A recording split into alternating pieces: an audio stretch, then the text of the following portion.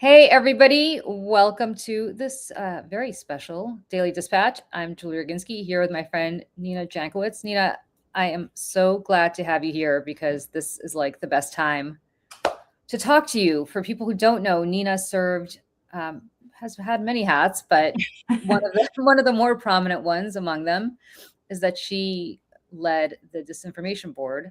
I don't know if that was the official name, but for the Biden administration for a short period of time until the disinformation got to her. And we could talk more about how that all began and how it continued, and my suspicions, and probably you can validate this for me about where it began and how it proceeded.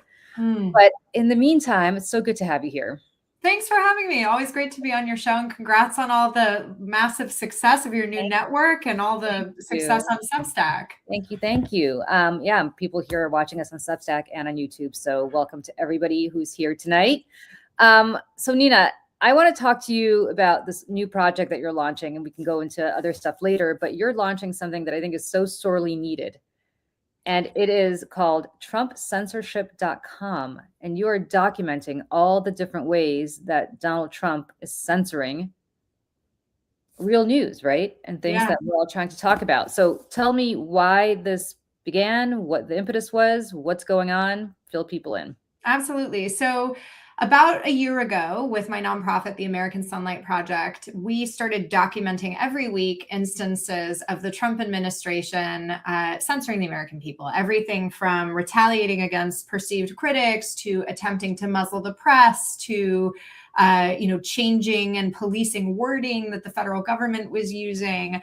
And we found this really ironic because in our work in countering disinformation, we all have been attacked by the Trump administration for alleged censorship. And when President Trump came into office, he signed an executive order on his very first day of office saying, we are going to protect free speech. We're going to restore free speech in America, he said. And now, I don't know about you, but I didn't know that free speech had been attacked in America. Well, it's a Christmas, right? We'd all say Merry Christmas now that Trump is back. We weren't allowed to say that before, but I guess much like Christmas, free speech is back. But go ahead. Exactly. And the irony, of course, is that even in his first couple of weeks of office, Trump was doing more censoring than we had seen since the McCarthy era in the United States.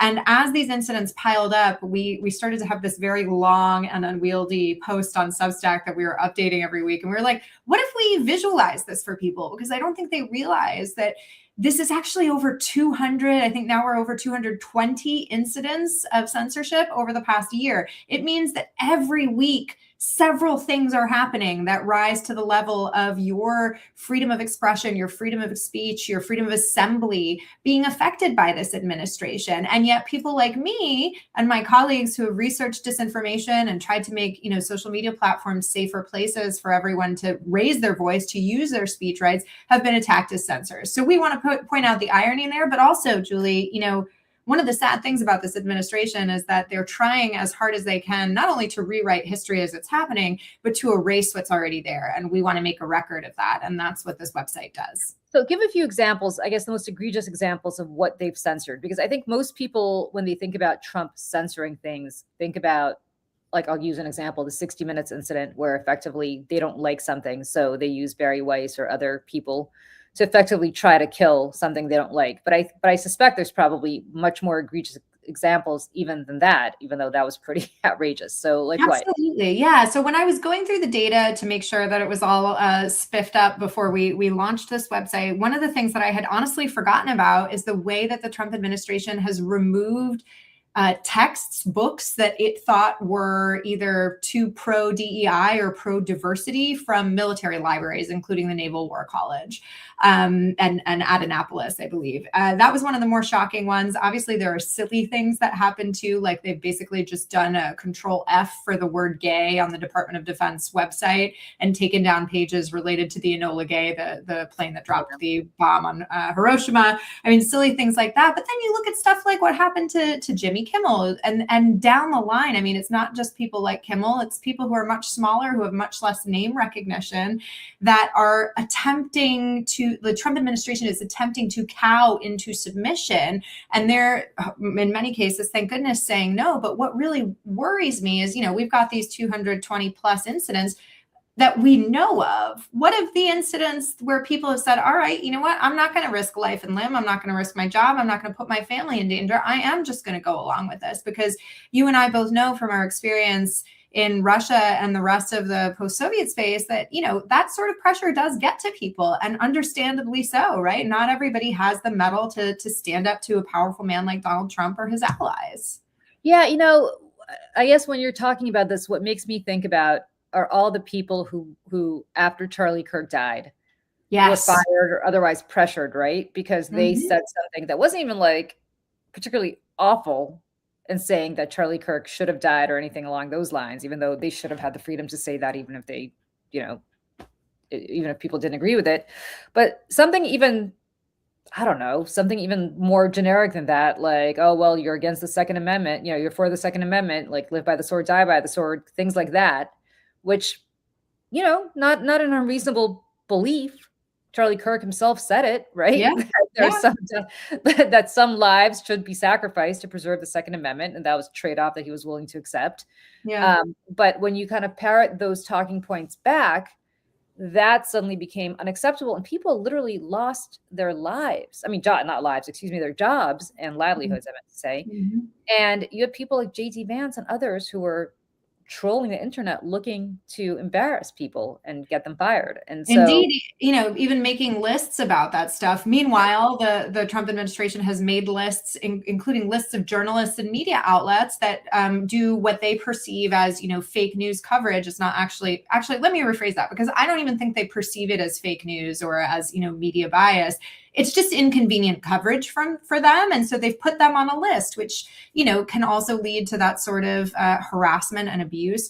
One other thing that you reminded me of while you were talking about the Kirk incident is, you know, for years and years during the Biden administration, the conservatives and Trump allies went on and on about social media censorship and collusion between the administration and between the Democrats. Well, do you want to know one of the things that the Trump administration did that's just in that very same bone? They asked Apple and Google to remove the Ice Watch app from the app stores, and they did it. I mean, that is straight up jawboning and censorship of the likes that they accused the Biden administration of, and got a Supreme Court case thrown out over because there was a lack of evidence for it. So, like, it's just the classic, like, every accusation is an admission of guilt. I mean, that's where we're talking about that today on the morning show. Michelle, Kenny, and I, who do a morning show here at the Media Network every morning, talking about how literally every accusation is an admission. And it's so interesting to talk to you of all people about this, because you were pilloried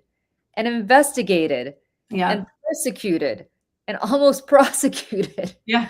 Who knows? It could still happen. It could still happen. Still happen, I guess. Yeah, I guess the statute of limitations never expires with these people, even if it expires, you know, in real life. But for doing nothing more than basically suggesting that community notes on Twitter might be a good idea.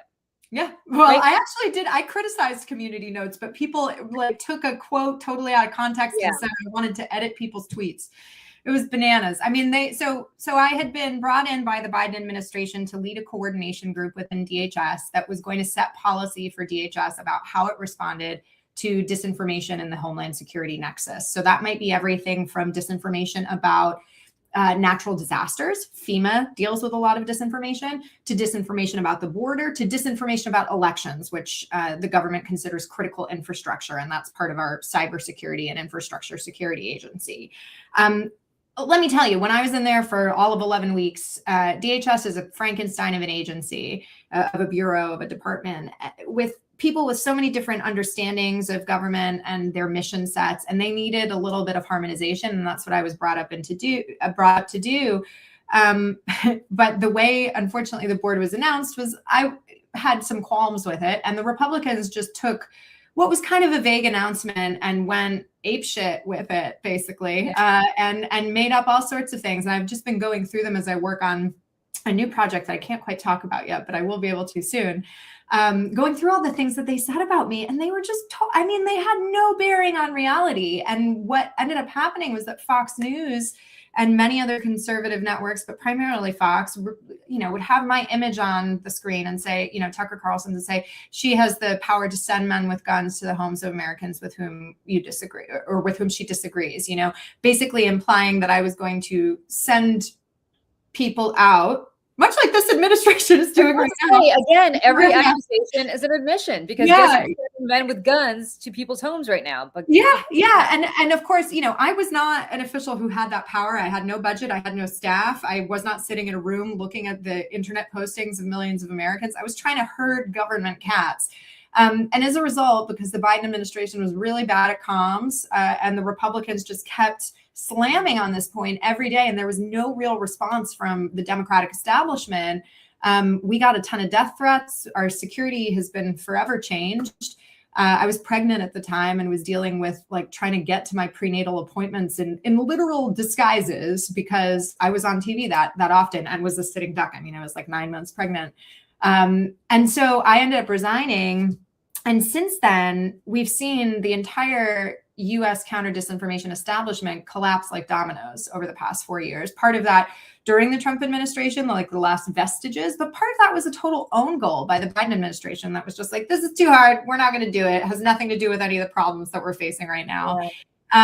And honestly, I think about the work that when I started doing this work on counter disinformation, I came into it because I was a Russia person, right? I saw what Russia was doing in Central and Eastern Europe, in countries like Ukraine and Estonia and Poland.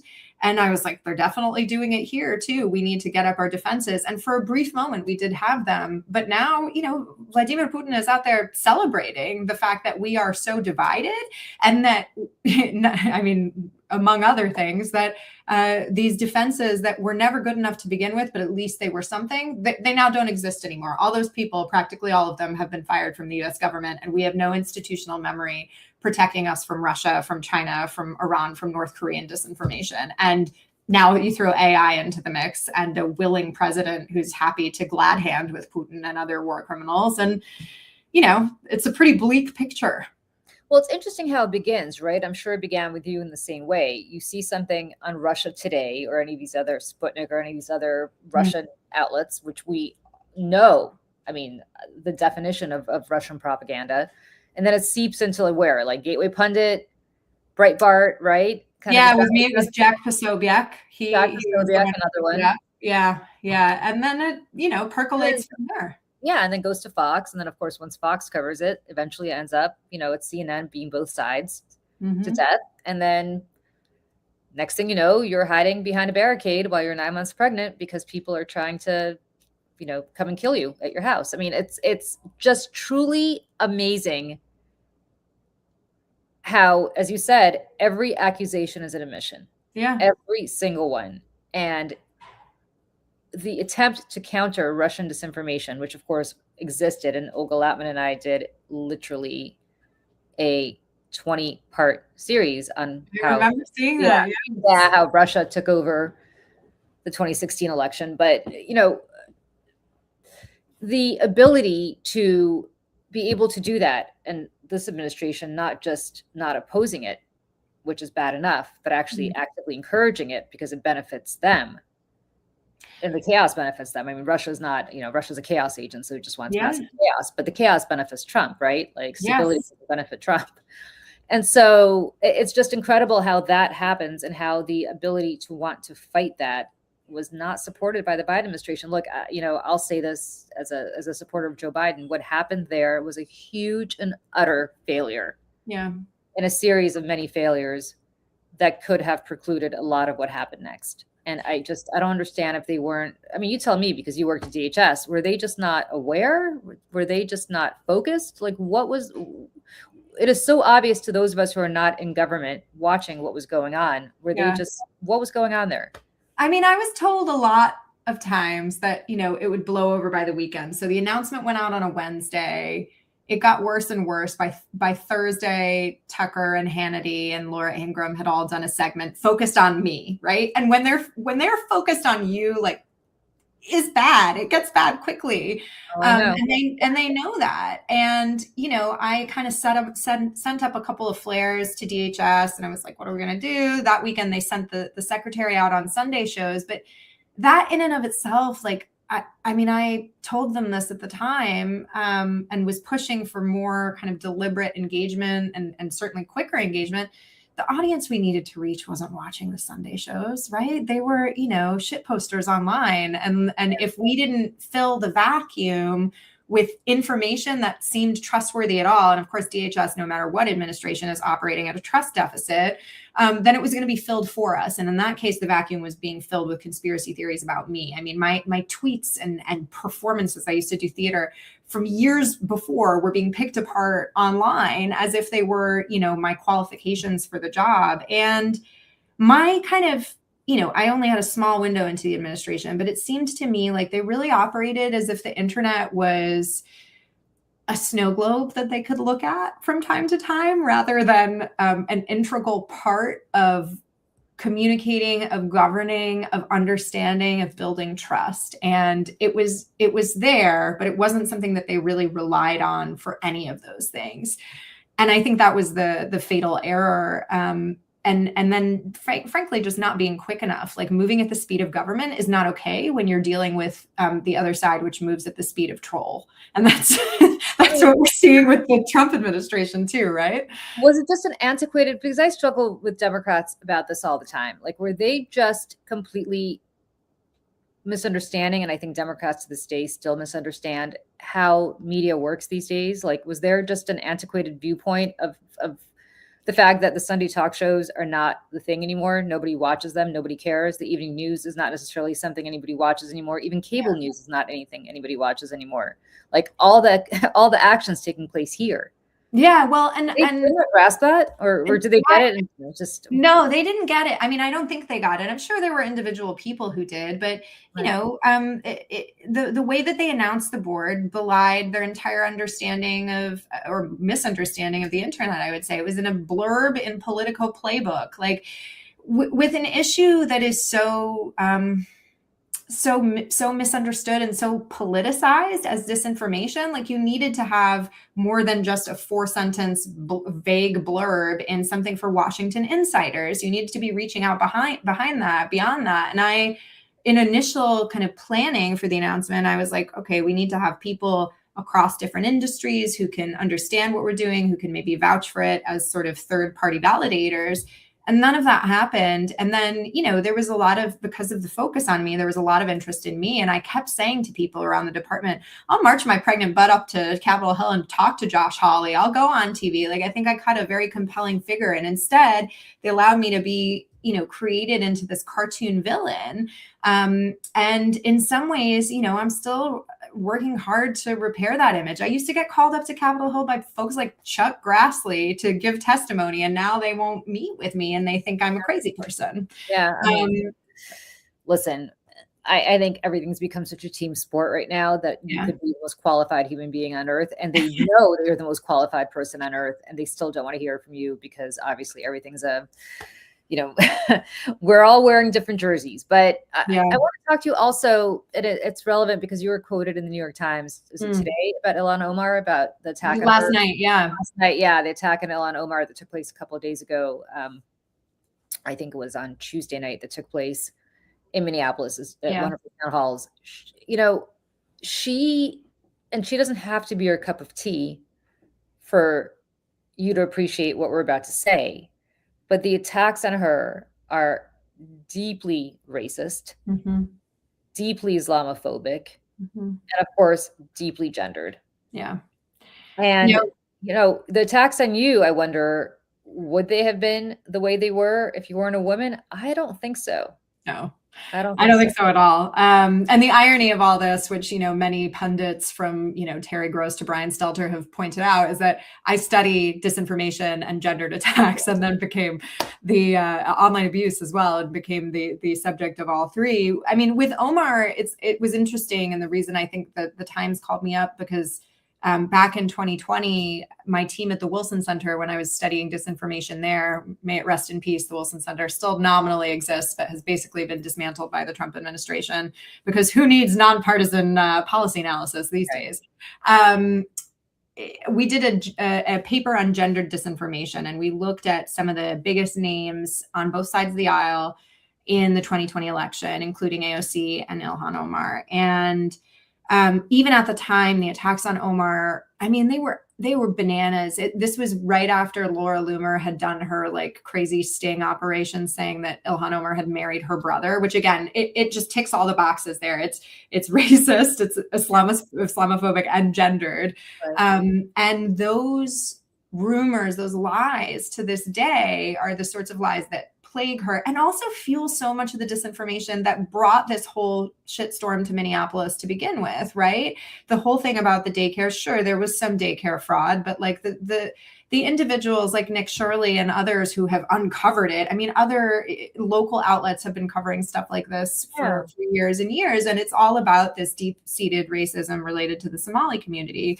But we looked at that gendered disinformation and saw that particularly for women of color who were serving in public office, you were more likely to receive more and more vitriolic abuse if you were a woman of color that compared to your white counterparts. And of course, now, you know, the threat is so much bigger as we enter into a world where political violence is just becoming normalized. I mean, I could believe it, but it was still shocking to me the speed with which Trump said, "Oh, she probably did the attack on herself, like it was an inside job." Oh, I mean, again, every accusation's an admission because God forbid anybody said something like that about Butler, Pennsylvania. You would have been pilloried. And people were. Right? Yeah. People lost their jobs. Like you could not even imply that Butler, Pennsylvania was anything other than a, you know, divinely averted assassination attempt. Yeah. And now it's like, well, of course she set this up herself. Like, of course. And now, of course, everybody in Trump world is following along. Yeah, well, I thought it was interesting as well that I just saw this before we came live. The district attorney in Hennepin County has charged that man at the state level because and she said this outright, they no longer trust the federal government to carry out a fair prosecution and for the president not to pardon him. So they're charging him at the state level. Like this is a breakdown of law and order that is really worrisome. But, you know, coming back to Omar, I just think look at the violence that we've seen in the past year. The state lawmakers in Minnesota, right? The Melissa Hortman and her husband and her poor dog, Charlie Kirk, this attack on Omar. I mean, and I'm sure I'm forgetting some instances as well. It's becoming shockingly normal, and particularly for women who are serving in public life to be attacked in this way. When you look at where we've come since Gabby Giffords, I mean, I remember exactly where I was and how I felt when the Gabby Giffords shooting happened. This was at a time when I was like entertaining. One day I would serve in political office, and those days are gone. But you know, I was shocked that could happen in America, and now it's just commonplace. It's commonplace. It's like Columbine. You know, I'm old enough to remember when Columbine happened in 1999, and we were shocked. I mean, like shocking is not the word. This was news for weeks and months on end, and now there's a shooting and we barely know about it. I mean, it's you know, everything gets normalized to such an extent that people are just living on a knife's edge right now and understand that that's how we're going to live. I mean, I feel like a low level stress that's constantly underneath the surface. And by the way, I don't think that's necessarily just Democrats who hate Trump. I think that's the entire nation. I think MAGA is that way too. They're just stressed out about different things. But I mean, it's become just a much more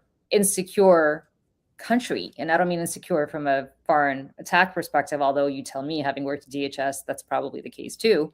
But insecure from a literal people not feeling secure in themselves and in their livelihoods and in their safety and in their day-to-day activities. I mean, when you have to think about sending your kids to school and worrying about whether they're going to get gunned down, I never had to worry about that growing up. I bet you didn't either. You're a little younger than me, but you know, you actually were in school during Columbine. But I mean, like, the reality is this is nothing that those of us who are Generation X or older had to worry about. Millennials did, because that's the Columbine generation, and certainly Gen Z do.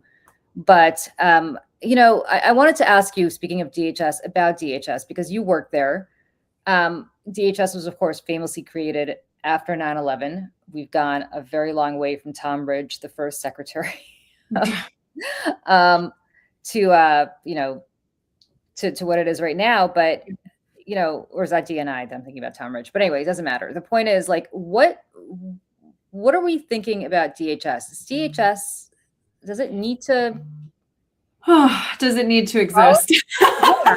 Like, what's up with DHS? Yeah. So it's I think it was the intent is that, there were intelligence sharing lapses that led to 9/11, and many of them were with these smaller bureaus and agencies that dealt with intelligence related to the homeland, which is a phrase I'm still not. It just reminds me too much of Rodina in Russian, like the fatherland, the motherland, right? Right, right, Um, right. and I'm not good at saying that phrase, but yes, intelligence related to the homeland. So you have everything from Customs and Border Protection to the Transportation Security Administration to the infrastructure and cyber folks that we talked about before, and FEMA, and the Secret Service is Yeah. also part of DHS, right? And it really does feel like a Frankenstein. I mean, I say that all the time, but when I would, from my seat at policy headquarters, try to get people from all these different agencies and bureaus to speak to one another, many of them had never met before. Many of them really didn't understand what their colleagues in different bureaus were doing. They were literally physically seated in different buildings around Washington, because DHS headquarters, little known fact, well, known to some, but certainly not known to the general public, is in a former insane asylum, um, which is just a little too on the nose. Yep. And then all of the other bureaus are just scattered around DC and sometimes even in Virginia. And there just really isn't, I don't think it's meeting the goal of being a coordinating factor in the work that it's supposed to be doing. And then you add in a rogue agency like ICE that is well known among federal employees as attracting, I don't think I'm out of line in saying this because it's other people's words, not mine, but attracting people who like couldn't get into policing, and so they've gone to ICE. And that was It's like corrections, right? It's like people yeah, corrections, right? right. And it's pre-Trump, and now they're offering $50,000 bonuses to people who sign on. Anybody who has a heartbeat. It's just it's bad news. Then you empower a department like that with somebody like Kristi Noem, and even if she's the last person in line for the presidency, I mean, she lied about meeting Kim Jong-un and she killed her dog. So Well, I think killing her dog actually got her the job. I mean, I'm not even joking about that. I think the fact that she talked publicly about killing her dog is because Corey Lewandowski said to her, that's an appeal to Trump. Yes. Because if you have no mercy for a dog, and Trump hates dogs anyway, but if you have no mercy for a dog, then you'll have no mercy for anybody. Obviously, if you're going to kill your little puppy, like, what's an undocumented migrant? Yeah, It's just, the whole thing to me is so bizarre, because what we're dealing with ICE right now is, and you know this better than anybody because you've studied this, is, I mean, the way ICE is recruiting with all of these, and I did a whole column on this, but I think it bears talking about all the time.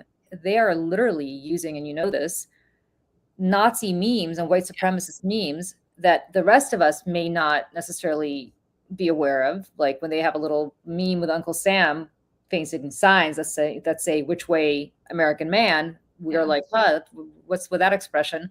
But of course, if you're a anti-Semitic white supremacist, you know that that's a takeoff of which way Western man, which is a big anti-Semitic white supremacist screed that was published in the 70s. And same with their whole, like, I think it was one country, one homeland, one heritage. And I was like, okay, replace heritage with leader, and that's ein Volk, ein Reich, ein Führer. Like, it's literally the Nazi slogan. And so unless you know that, you're not going to really understand. But the people who they're trying to target to recruit certainly do know that. Yes. Yeah. They're governing by meme. I've lately been calling it governing by, like, government for and by the trolls, right? Like it's very specific. They're trying to reach a certain audience to say, hey, we see you, we hear you, also come join us. And that is really a tinderbox when you put people like that out on the streets, kind of filled with this like righteous anger against people like Renee Good, against people like Alex Preddy, against the people that they're arresting, the 5-year-olds that they're using as props to lure their parents out of their houses. I mean,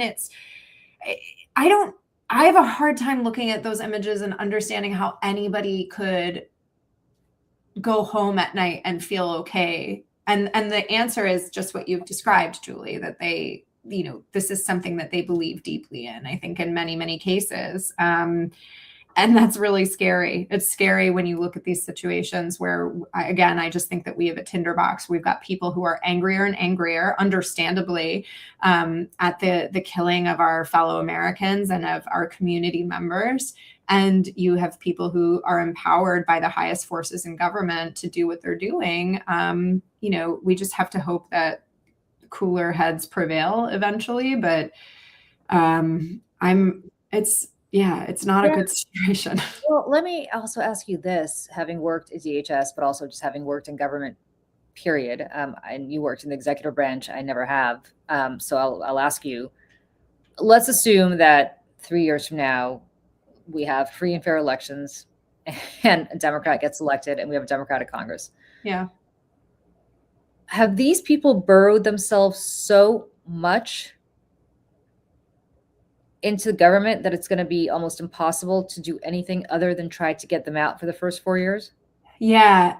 Well, I think we're going to have to do a lot of rebuilding. I think the entire kind of infrastructure of the federal government has been so broken down that what a lot of folks, many of whom had much longer careers in the federal government than I did, civil servants, not political appointees, have been saying is like, yeah, of course it needed reform. It didn't need to happen this way. But now that it has, there is an opportunity to, God, I don't want to say build back better, but to build back better. I don't use that expression. That is, by the way, speaking of horrible communication. Yeah.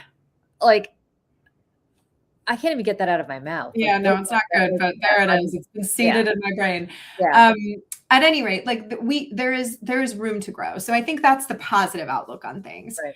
When I put my post-Soviet hat on and my kind of democracy building hat, I took a class in graduate school that really stayed with me by an old man who had spent time in Romania at the end of the Soviet period. And he always told us these stories about how he always had a cat in his house because the cat would figure out where the bugs were in the wall because it was warm. It was putting out heat, like bugs as in electrical bugs, listening devices. Yep. And this class was on lustration. And a lot of people might not know what that word is, but it's the process of shining light, luster, after a political system rots at its core.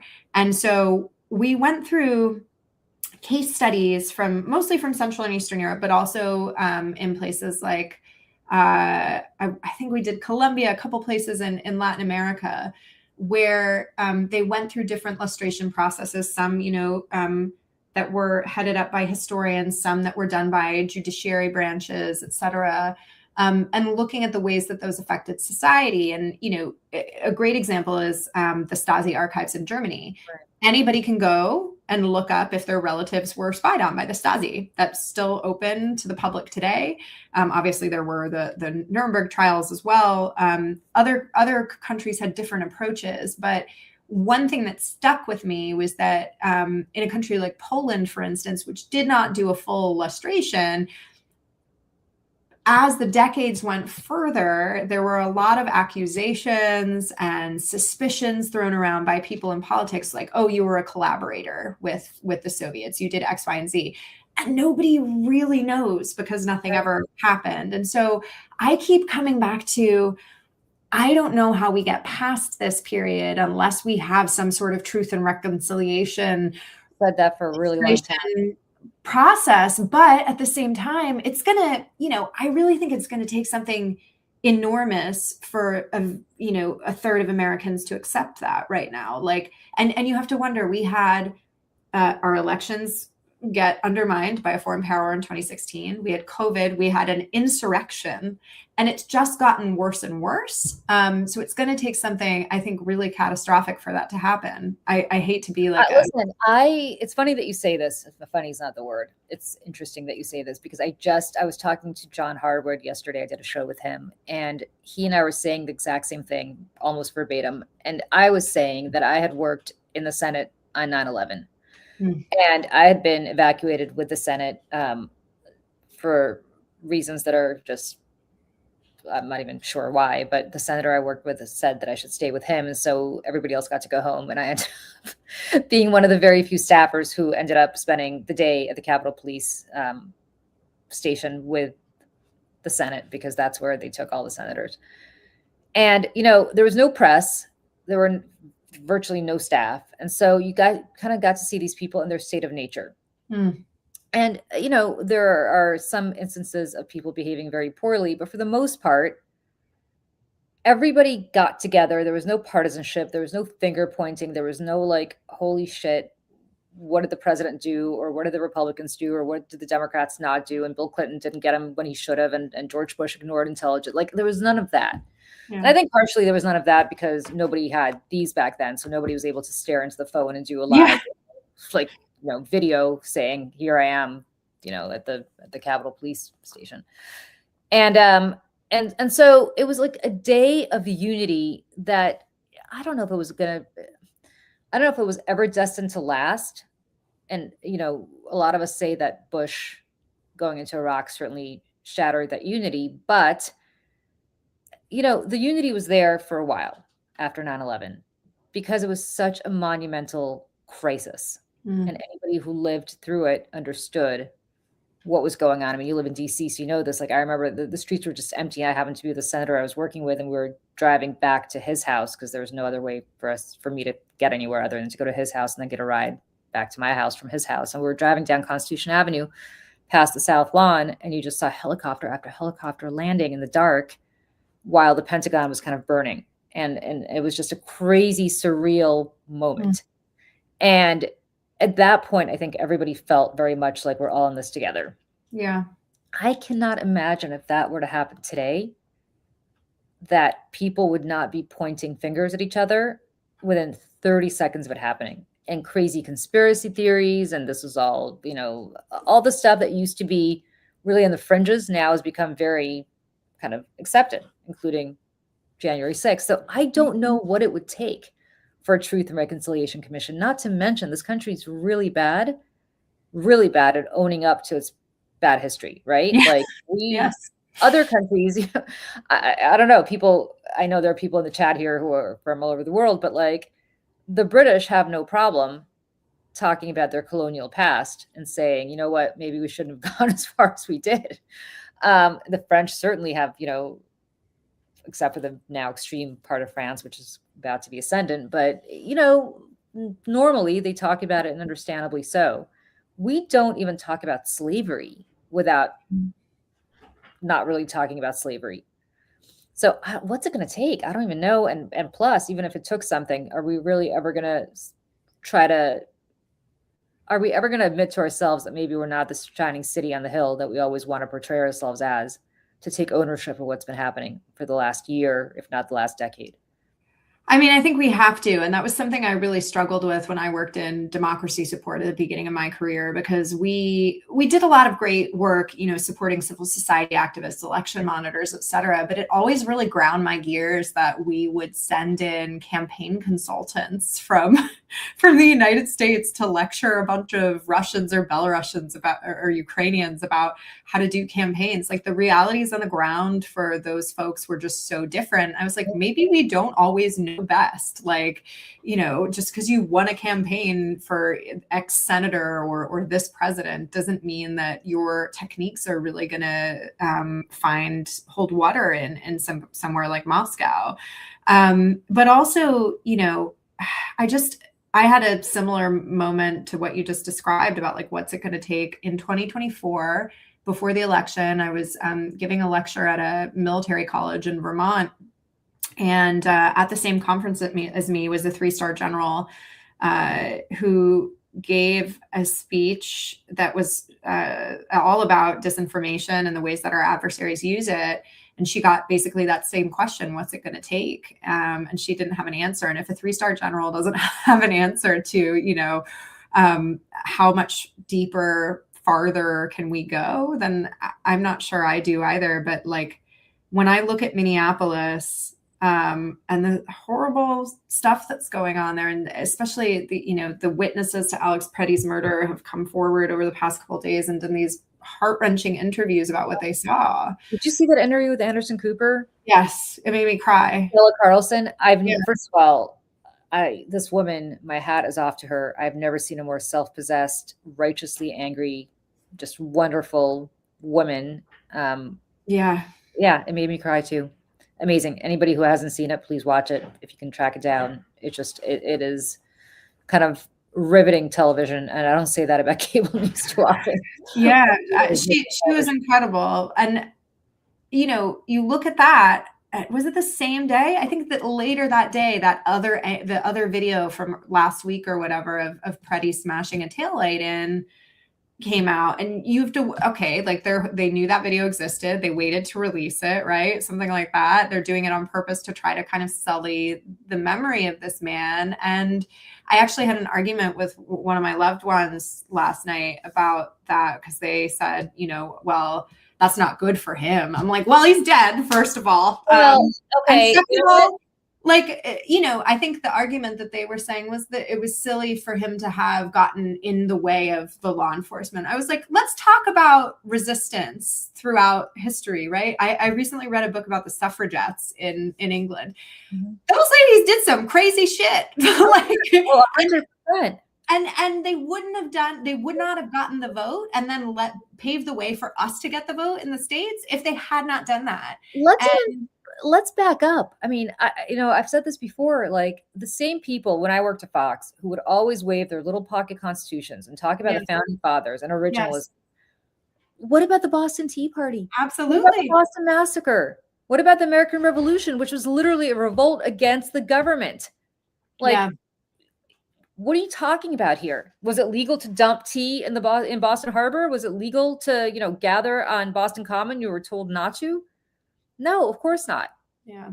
But they did it anyway because they believed in something. And so the same people who completely and constantly evoke the founding of this country as something sacred that you could never even remotely, question. These people were like, there's Jesus and there's the founding fathers on the same level in their mind. Mm. Well, those guys were criminals. I mean, they were, because they rebelled against the British, who were in charge of this country at the time. Yeah. And so like Alex Preddy smashing a taillight. Well, okay. and even if he did, he doesn't deserve to be murdered for that. I mean, like, it's just insane. And there was a great thread. I want to say it was Walker Bragman who did it on Blue Sky, where he was like, here's all the instances that I could find of Trump supporters carrying guns at protests. And they're not little handguns. They're like semi-automatic weapons that they're brandishing at protest after protest after protest. I mean, Kyle Rittenhouse. Yeah. Yes. Thank you. That crazy couple, I forgot their name, the McCluskeys, I think, who remember that protest that literally then got a speaking slot at the first night of the 2020 Republican convention and were hailed as like martyrs for their Second Amendment rights.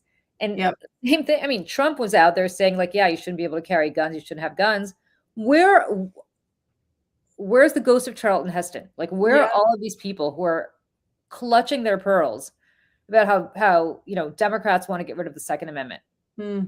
This guy has attacked the First Amendment. You're devoting your entire life to that. In fact, the show began with your talking about your attack on the First Amendment, the attack on the First Amendment. He's attacking the Second Amendment. He's attacking the Fourth Amendment. He's attacking the 10th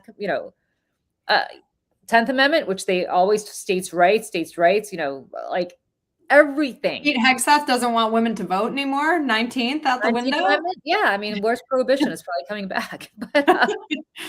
But it's yeah. It's a complete undermining of our civil and political rights and human rights. And I don't think people realize that when they take it away for one group of people, it makes it easier for them to take it away from another. And so one of the things that we highlighted on TrumpCensorship.com, which I guess is a little farther afield than censorship, but we included it anyway, was there was this moment where I think after the Charlie Kirk shooting, where a bunch of conservatives were saying, transgender people should not be allowed to own guns.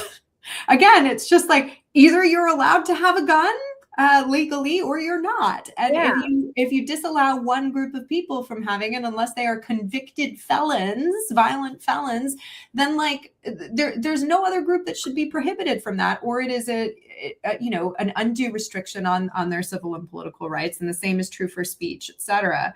And I think a lot of folks, again, it would behoove our fellow Americans to do more reading about what's going on in other parts of the world, because when you start to take those rights away from one group, that's when they start to get removed from everyone else. And we should want everybody to have those same opportunities and same rights. Same goes for, frankly, the foreigners who are being attacked for using their speech rights. A lot of Americans, a shocking amount of Americans that I've encountered, including some members of Congress, do not believe that foreigners like Rumeysa Öztürk and Mahmoud Khalil should be able to use their free speech rights as students in this country. Well, there's Supreme Court cases that have upheld that right. And except the court is now apparently allowing him to be deported to Algeria. And listen, you don't have to agree with him on what happened in Colombia. You don't have to agree with him on his views on the Palestinian issue. You don't have to agree with him on anything. Yeah.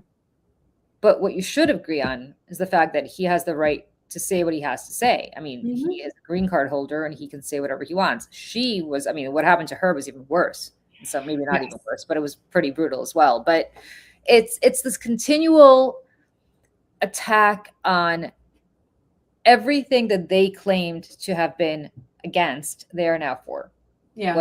Whether it's guns, or it's free speech, or it's states' rights, or, you name it, whatever freedom they felt the need to enunciate and enumerate no longer exists. Yeah. And it's just amazing that this all happened in a year. I mean, you're documenting this in the last year, but we have 3 more years to go, friends. Like, it's not, we're just in the first quarter. We just got done. I mean, there's much more to go here. And it's just incredible to me as to how much worse this is going to get, and it will get worse. I don't see a bottom here. I don't know if you do. No, I mean, when you look at the data, right, it's across agencies, it's around the country, and frankly, around the world. They've taken some censorship actions against foreign countries, foreign individuals, which we've kind of mapped out as well. And again, you just look at the sheer numbers, and it's several incidents per week that would have caused a massive conflagration had they happened in the Biden administration. Everything that Biden was accused of, Trump is doing more and worse. Yeah. And that's again one of the reasons that we're spending so much time documenting it and putting in this dashboard to make it easy for people to digest, because we're in a perma crisis. As you said, we're living on a razor's edge. There's so much news every day. It's impossible to keep up. I don't want everybody to have to obsess about this like I do, like my team does. But that's, you can come to our website once a week, TrumpCensorship.com, and you can say what happened this week. You can click around and see if your state has been affected, or an agency that maybe you care about, something like that. And you can look by category as well, and look at if you care about freedom of the press or freedom of religion or language policing, any of these things, you can kind of sort through. So we hope it's a useful tool. And we also do a written format of that every week in our newsletter, americansunlight.substack.com. Once a week, we send out kind of the last week in censorship newsletter, which is not always an optimistic read, but well, you know what? But it's an important read. So tell me again where people could find you. They can certainly find you at TrumpCensorship.com. Yes, TrumpCensorship.com, AmericanSunlight.substack.com, and my personal Substack is thewayfinder.net, and that is a place where I'm giving you a way to navigate our complicated and polluted information environment once a week. Tips in your inbox, interviews with people who are doing good stuff in this space. And hopefully, some bright spots as well, although there are very few these days. One bright spot I will point out is that California, to the Californians in the chat, hello, thank you for your great state. California at the first of the year now has an opt-out of data collection for like private personal information. So all those data brokers that sell your address and what seat you like to sit in on airplanes and all that stuff, the state, rather than needing to pay a company like Delete Me or Canary or others to do that for you. The state's doing it for them, which I think is pretty cool. That's great. Nobody knows about this. Did you write about this or talk I'm about going to write about it. I'm trying to get an interview with somebody in Newsom's administration about it. But yeah, Fabulous. it's a good thing. That's a really good information to know. And the good news about California is, as California goes, a lot of other states follow. Yes, particularly with tech legislation. Yeah. So we might be joining Europe soon in privacy legislation. We can only hope. That would be amazing, because I think a lot of us would like to disappear from the webs. Understandably. Try as we might. All right, Nina, it is so good to see you. I know you said you have something coming up that's really exciting that you're going to announce. I do. I can't share it yet, but keep an eye out. Got it. You better come back here and share it when you're ready to do it, because I love having you on the show all the time. And thank you so much. Thank you for, first of all, I think on behalf, and I really mean this, on behalf of like all of us in this country, thank you for what you tried so desperately to do when you were in the Biden administration. I'll say it because you might not want to. That administration did not have your back the way they should have. And that's a shame, and that's a stain on them.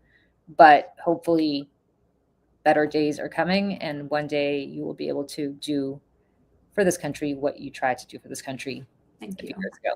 So yeah, well, I'm still working on it. Thank you for having me on, and for letting me talk to your audience. And yeah, looking forward to being on again soon. All right. Bye, everybody. Thanks for joining us today. See ya. Bye.